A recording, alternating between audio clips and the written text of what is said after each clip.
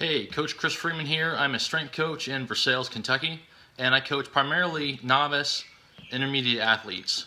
Today's discussion is going to center around recovery, and I'm sure your readers are familiar with the stress recovery adaptation cycle. Period for novice, intermediate athletes will take different lengths of time. We stress the body with the training, we recover, sleep, nutrition, restoration methods, we adapt by getting stronger. So if this is not the case, I'm assuming that you're either staying the same in your training, you're not getting stronger, or possibly regressing in training, or you're experiencing overuse injuries or excessive soreness. That's when we need to look at the recovery specifically. Number one, are you eating enough food? Okay, try tracking your calories.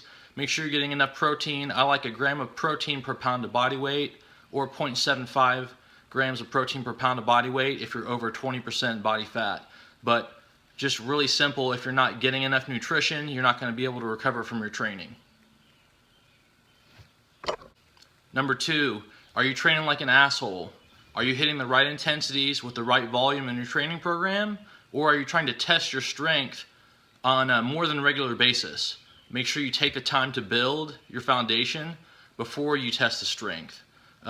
Good programs, starting strength, 5-3-1, Texas method, various Olympic weightlifting programs all have you train with certain intensities for a certain volume, and it's a good idea to include a deload week in your training as well.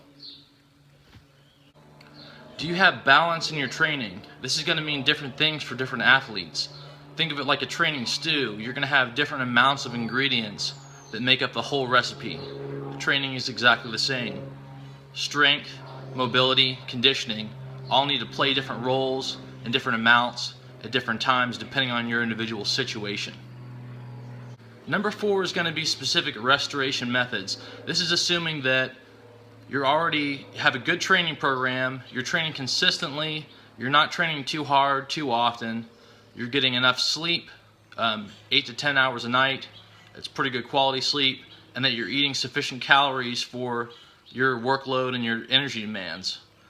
Restoration methods to include chiropractic, massage therapy, acupuncture, and then something like a flotation tank or meditation. These are all going to help downregulate the nervous system, help you mellow out. After you turn your nervous system up, you have to turn it down.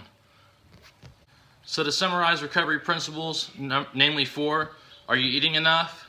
Do you have a sound training program? Have you achieved balance in your training for you? And then have you instituted proper restoration methods on top of that?